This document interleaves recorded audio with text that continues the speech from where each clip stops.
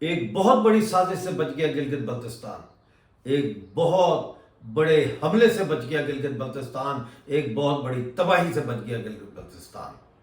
ہوا یہ کہ گزشتہ روز ایک بہت ہی اہم مذہبی رہنما کے اوپر قاتلانہ حملہ کیا گیا۔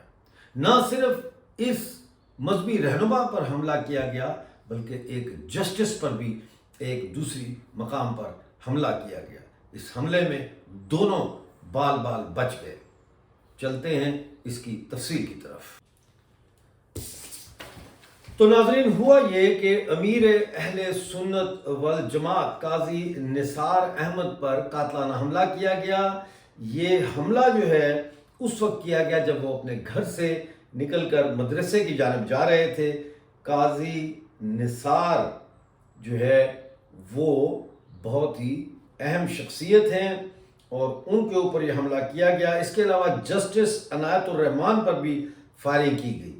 اب قاضی نثار پر سی پی او چوک کے قریب حملہ کیا گیا، جبکہ جسٹس عنایت الرحمان پر فائرنگ جو ہے وہ شہید سیف الرحمان ہاسپٹل کے نزدیک کی گئی۔ اس حملے میں جو ہے وہ کل 6 لوگ زخمی ہوئے، جس میں ایک وہ دہشت گرد بھی تھا جس نے حملہ کیا۔ حملہ ایک وین میں کیا گیا، ایک ٹرک میں کیا گیا، جس کے چاروں طرف جو ہے وہ لوہے کی سلاخیں لگی ہوئی تھیں اور اس کے اندر سے یہ فائرنگ کی گئی۔ گاڑی جو ہے وہ اب تحویل میں لے لی گئی ہے، لیکن دہشت گرد فرار ہونے میں کامیاب ہوئے ہیں۔ اب اس حوالے سے یہ بات نوٹ کرنے والی ہے کہ جیسے ہی اس حملے کی خبر گلگت بلتستان میں پھیلنا شروع ہوئی، ویسے ہی لوگ سڑکوں پر نکل آئے۔ اور اس میں جو نوٹ کرنے والی بات ہے وہ یہ ہے کہ شیعہ اور سنی دونوں مسالک کے لوگ جو ہے وہ مل کر باہر نکلے۔ نہ صرف باہر نکلے بلکہ تمام انٹری پوائنٹ جو تھے گلگت کے ان پر، اور خارجی پوائنٹس یعنی اندر آنے والے جو راستے ہیں ان پر بھی اور باہر جانے والے راستوں پر بھی لوگوں نے دھرنا دے کر ٹریفک بلاک کر دی تاکہ یہ جو دہشت گرد ہیں یہ فرار نہ ہو سکیں۔ اس کے بعد فوری طور پر ظاہر ہے پولیس اور اینٹی ٹیررزم کے جو ڈپارٹمنٹ کے لوگ ہیں وہ بھی متحرک ہو گئے۔ یہاں پر یہ بات نوٹ کرنے والی ہے کہ جو شیعہ علماء ہیں انہوں نے بھی اس حملے کی شدید الفاظ میں مذمت کی ہے، اور انجمن امامیہ کے جو رہنما ہیں آغا سید علی رضوی، انہوں نے کہا ہے کہ حملہ امریکی سازشوں کا شاخسانہ ہو سکتا ہے، اور دیامر بھاشا ڈیم ایشو پر جاری دھرنے میں شیعہ علماء کی شرکت اور سست دھرنے پر عوام کا اتحاد جو ہے وہ توڑنے کی کوشش ہے۔ اب میں یہاں پہ دیامر بھاشا ڈیم کے حوالے سے آپ کو بتاؤں کہ دیامر بھاشا ڈیم کے اوپر بھی ایک دھرنا چل رہا ہے، اور اس کے متاثرین یہ مطالبہ کر رہے ہیں کہ ہمارے ساتھ جو وعدے کیے گئے تھے کہ آپ یہ جگہ جو ہے اپنا گاؤں خالی کر دیں کیونکہ یہاں ڈیم بننا ہے، ان میں اکثر لوگوں کو کمپنسیشن نہیں ملی، ان کو متبادل جگہ نہیں دی گئی۔ تو ایک تو وہ ایشو چل رہا ہے، اور اس دھرنے میں شیعہ علماء گئے وہاں پہ سولیڈیرٹی کے لیے، یکجہتی کے لیے، جو کہ گلگت بلتستان کا ایک بہت ہی خوبصورت انگ ہے کہ یہاں پر شیعہ اور سنی آپس میں مکمل بھائی چارے کے تحت رہ رہے ہیں۔ وہ 80 کی دہائی اور جب 88 میں بہت سارا فساد برپا کیا گیا وہاں پہ، اور وہاں پہ قاتلانہ حملے کیے گئے، شیعہ سنی فساد کروائے گئے، اور پھر ارلی 90s میں اس سے گلگت بلتستان نے بہت سبق سیکھا۔ انہوں نے دیکھا کہ یہ جو سازش ہے یہ ہمیں تقسیم کرنے کے لیے ہے، ہمارے وسائل لوٹنے کے لیے ہے، ہم پر اپنی پاکستان کی جابرانہ حاکمیت قائم رکھنے کے لیے ہے۔ لہٰذا اس وقت ایک معاہدہ ہوا ایک سنی اور شیعہ علماء کے درمیان کہ وہ آج کے بعد ایک دوسرے کے اوپر نہ صرف یہ کہ کوئی خرافات نہ بکیں گے بلکہ آپس میں اتحاد قائم کریں گے، اور اس شیعہ سنی اتحاد کو توڑنے کی ہر کوشش کو ناکام کریں گے۔ وہ اتحاد آج تک قائم ہے، آج تک قائم ہے۔ اب دوسری طرف سوست میں آپ کو میں بتاتا رہا ہوں کہ جو چائنا اور گلگت بلتستان کا جو بارڈر ہے وہاں پر دھرنا دیا ہوا ہے تاجروں نے۔ ان تاجروں میں شیعہ بھی ہیں، سنی بھی ہیں، اسماعیلی بھی ہیں۔ دھرنا کیوں دیا ہے؟ دھرنا اس لیے دیا ہے کہ گلگت بلتستان ایک متنازع علاقہ ہے. گلگت بلتستان پاکستان کا اس طرح سے آئینی حصہ نہیں ہے. ایک پروویژنل پروونشل سٹیٹس ضرور ہے ان کے پاس جس کے تحت ان کو ایک ڈمی قسم کی لیجسلیٹو اسمبلی دی گئی ہے، لیکن وہ پاکستان کا آئینی حصہ نہیں ہے. لہذا گلگت بلتستان کے جو تاجر ہیں ان کا یہ کہنا ہے کہ اگر ہم پاکستان کا آئینی حصہ نہیں ہیں تو پھر گلگت بلتستان کے تاجروں کے اوپر کسٹم ڈیوٹی کیوں لگائی جاتی ہے جب وہ چائنا سے مال خرید کے گلگت بلتستان میں لاتے ہیں. ہاں، گلگت بلتستان سے اگر پاکستان میں وہ مال لے جایا جائے تو پھر آپ اس پہ ٹیکس لگائیں، لیکن گلگت بلتستان کے اندر جو تاجر ہیں جو اپنے گلگت بلتستان میں سیل کے لیے لاتے ہیں وہاں سے چائنا سے سامان، اس پر کیوں آپ کسٹم ڈیوٹی لے رہے ہیں؟ نو ٹیکسیشن وداؤٹ ریپرزنٹیشن ان کا نعرہ ہے. تو وہ دھرنا بھی بڑا کامیاب چل رہا ہے. بڑی کوشش کی پاکستان نے اس کے اوپر الزامات لگانے کی کہ پتہ نہیں یہ انڈیا کے ایجنٹ ہیں، یہ را کے ایجنٹ ہیں، اس میں بیرونی سازش ملوث ہے، لیکن گلگت بلتستان کے عوام نے ان چیزوں پر کان نہیں دھرا. اب صورتحال یہ ہے کہ اس وقت کراکورم جو ہے ہائی وے وہ بھی بلاک ہے. لوگ کہہ رہے ہیں کہ جب تک ان کو گرفتار نہ کیا جائے اس وقت تک دھرنے جاری رہیں گے. اور یہ صرف گلگت میں یہ مظاہرے نہیں ہوئے، یہ پورے گلگت بلتستان میں شیعہ اور سنیوں نے مل کے مظاہرے کیے ہیں.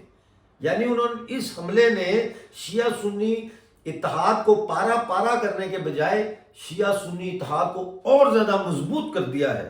اور اسی چیز سے تو ریاستیں ڈرتی ہیں، اتحاد سے، چاہے وہ دو مختلف مسالک کے درمیان اتحاد ہو، چاہے دو مختلف مذاہب کے درمیان اختلاف ہو، اور چاہے وہ بین الطبقاتی اتحاد ہو، یعنی محنت کش طبقہ اور تاجر طبقہ کا اتحاد. اس سے بھی خوف زدہ ہے. جب آپ نے آزاد کشمیر میں سو کالڈ میں دیکھا کہ اس اتحاد نے جو وہاں کے یووا نے، یوتھ نے اور تاجر طبقے نے مل کے جس طرح سے اپنے اتحاد کو دکھایا، 6 دن کی جنرل سٹرائک کے نتیجے میں پاکستان کی ریاست کو گھٹنے ٹیکنے پڑے.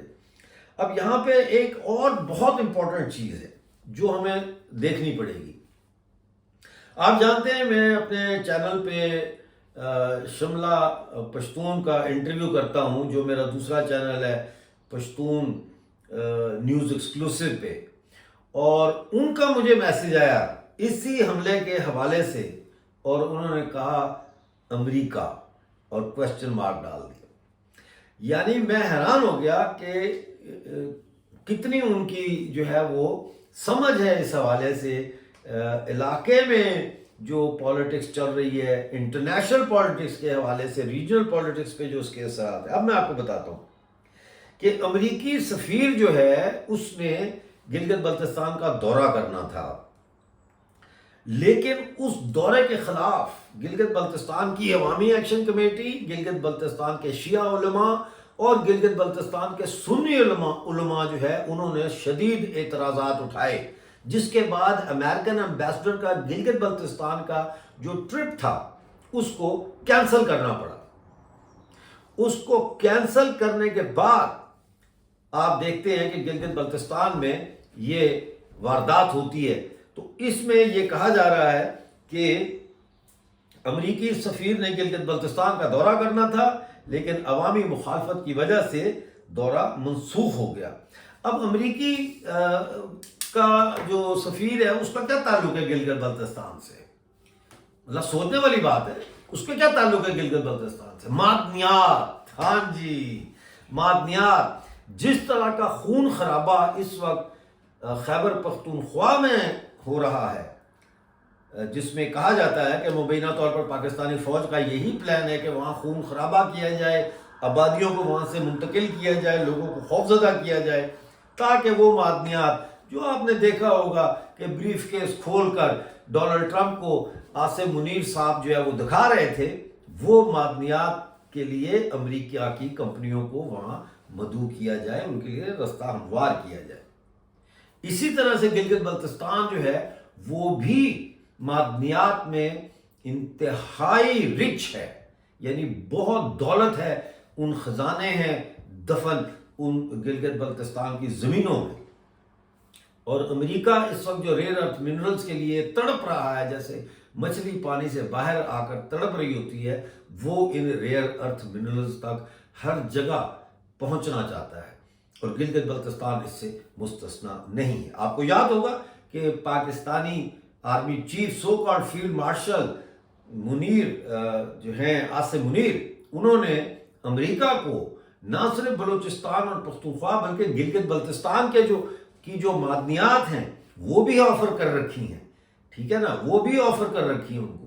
تو لہذا بلوچستان میں بلوچ نسل کشی، پختونخوا میں پختون نسل کشی، اور اب گلگت بلتستان میں انتہائی خطرناک سازش کے تحت شیعہ سنی فساد کروا کے وہاں پہ گلگت بلتستان کے اندر عوامی اتحاد کو پارا پارا کرنے کی جو سازش ہے، یہ ساری کڑیاں ایک ہی کہانی کا حصہ ہے.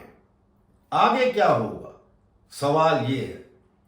جہاں تک میرا خیال ہے، عوامی ایکشن کمیٹی اور انجمن امامیہ اور باقی جو جماعت ہے اہل سنت والجماعت، یہ سب اب آنے والے وقت میں اکٹھی ہو جائے گی. ویسے تو گلگت بلتستان عوامی ایکشن کمیٹی کے حوالے سے سو کالڈ آزاد کشمیر کے لوگ بہت غصے میں ہیں، کیونکہ گلگت بلتستان کی عوامی ایکشن کمیٹی نے یہ بیان دیا تھا کہ اگر پاکستانی جو آزاد کشمیر ہے آکوپائڈ، اس میں تحریک چلے گی کوئی، یا عوام باہر نکلیں گے اپنے حقوق کے لیے، تو عوامی ایکشن کمیٹی ان کا ساتھ دے گی. لیکن ہم نے دیکھا کہ 6 دن کی جو ہڑتال ہوئی اور 12 اس میں پی او جے کے لوگ شہید ہوئے، اس دوران گلگت بلتستان کی عوامی ایکشن کمیٹی خاموش رہی. انہوں نے گلگت بلتستان میں کوئی سولیڈیرٹی پروٹیسٹ نہیں کیا. اس کی کیا وجہ ہے؟ آپ کمنٹس میں ضرور بتائیے. ملتے ہیں اگلی ویڈیو میں. اس وقت تک کے لیے اپنا بہت سارا خیال رکھیے اور مجھے اجازت دیجیے.